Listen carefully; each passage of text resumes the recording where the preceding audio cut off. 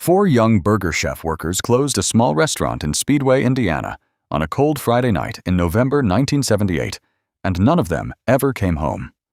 Their names were Jane Freet, Daniel Davis, Ruth Shelton, and Mark Flemons, and the oldest among them was only 20 years old. They were not living the kind of lives people expect in a crime story, because they were young workers finishing a normal late shift at a fast food place. That simple setting is what makes this case feel so cruel, because nothing about the night should have ended in a four-person murder.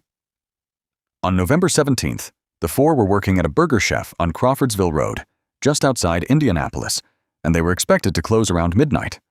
When people realized something was wrong, the restaurant showed signs that events had moved fast, because money was missing, and parts of the store looked disturbed. Money was gone from the safe and registers, but the workers themselves were nowhere in sight.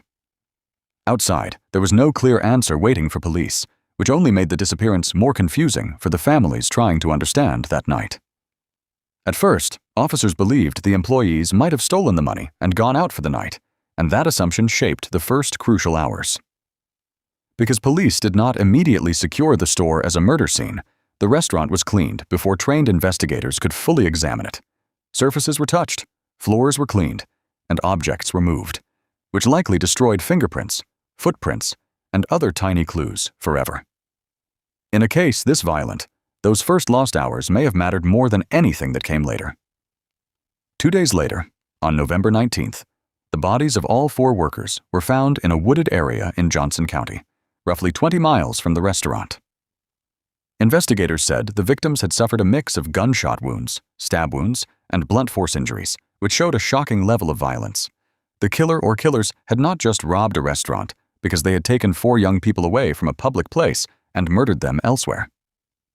Searchers did not find a neat story of one mistake or one sudden fight, because the distance between the restaurant and the wooded site suggested deliberate removal.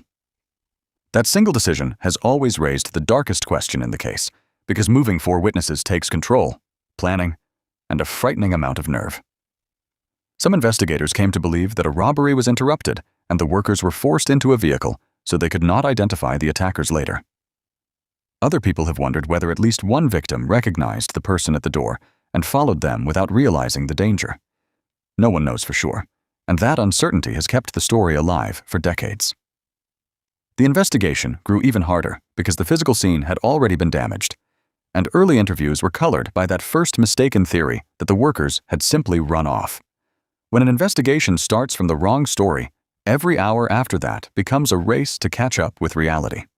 Detectives eventually chased leads involving local robbers, known violent offenders, and people connected to crimes across Indiana, but none of those leads ever turned into charges.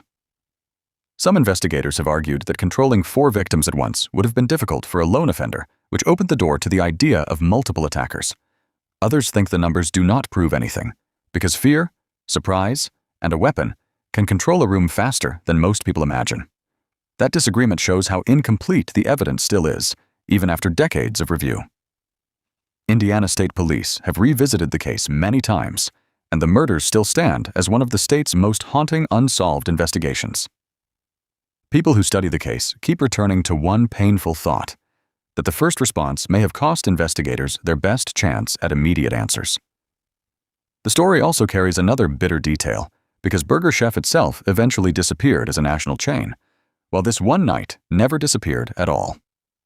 It is easy to focus on the mystery and forget the people, but the victims were four young workers with families, plans, and ordinary routines that ended without warning. Daniel Davis and Mark Flemons were both 16 years old, Ruth Shelton was 18, and Jane Freet was 20. Their families were left with the kind of silence that never really ends, because an unsolved murder does not stop at the crime scene. It follows birthdays, empty chairs, and every year that passes without an answer. The Burger Chef murders remain terrifying not only because the crime was brutal, but because the truth may have been sitting in that restaurant before the cleanup ever began.